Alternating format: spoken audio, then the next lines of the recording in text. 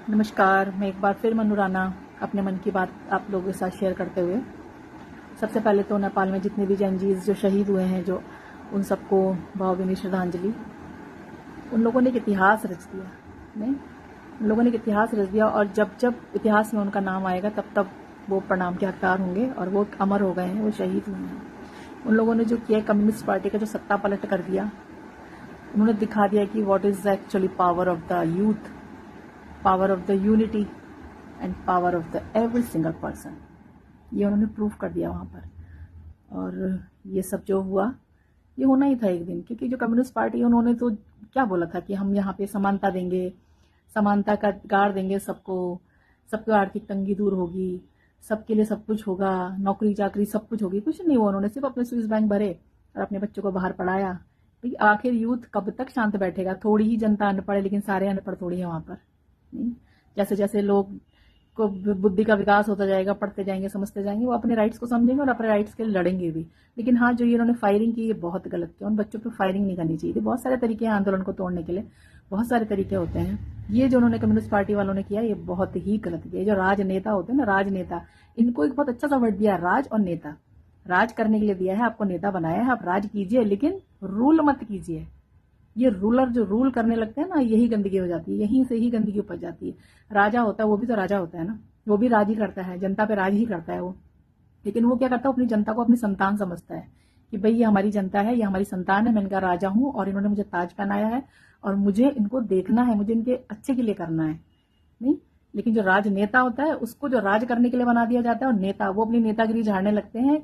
वो कुछ नहीं करते, वो सिर्फ देश को बर्बाद कर देते हैं।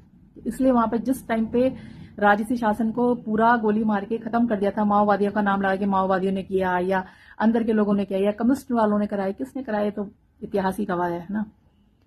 पलटो, पन्ने पलटो, गूगल पलटो, सब दिखाई देगा कहां से क्या क्या हुआ।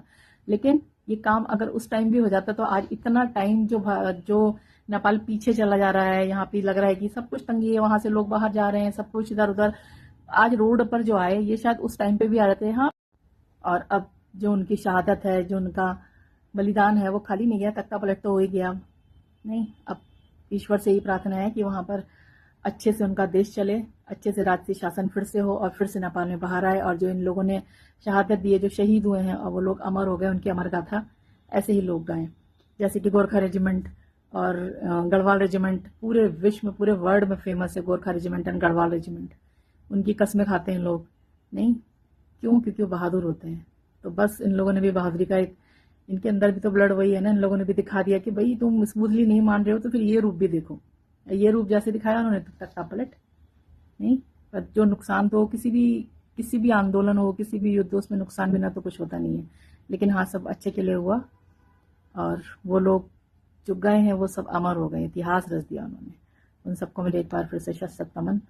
पर एक बात और कहना चाहूंगी कि राजा और राजनेता, इन दोनों में डिफरेंस तो पता चल ही गया होगा ना।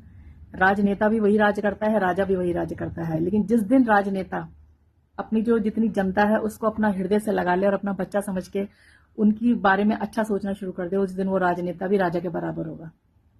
ठीक है ना। लेकिन जब तक ये राजनेता लोग अपनी बुद्धि यहाँ से शुद्ध नहीं करेंगे, अपनी नीयत साफ नहीं करेंगे, अपनी जनता को खाली वोटों से गिनने, वोटों से खरीदने वाला एक फालतू चीज ना समझेंगे, तब तक कुछ नहीं हो सकता। किसी भी, कोई भी कंट्री हो, वो चाहे भारत की कंट्री हो, चाहे वो नेपाल की कंट्री हो, चाहे ऑस्ट्रेलिया हो, चाहे विदेश, कोई सा भी, कितनी जितनी आपको कंट्रीज के नाम आते हैं, सब गिन लो।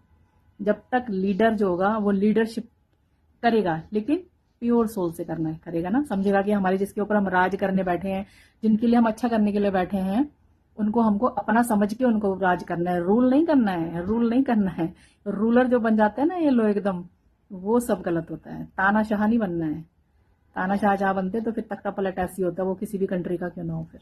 नहीं, तो बस इन्हीं सब चीजों के साथ राजा बनिए, राजा, दिल से भी और दिमाग से भी। राजनेता मत बनिए।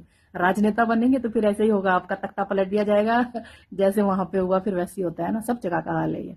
तो एक उन्होंने एक लेसन दिया है जैन चीज ने कि भाई राजा बन के शासन करो, हमको अपना समझो, हम आपके समझे। राजनेता बनोगे तो तख्ता उखाड़ दिया जाएगा और तख्ता पलट दिया जाएगा, और सब कुछ तहस नहस रिवर्स गए। ओके, जय बद्री विशाल, वंदे मातरम, भारत माता की जय, जय Uttarakhand. Bye, love you all, take care, enjoy कीजिए और खुश रहिए। Bye bye.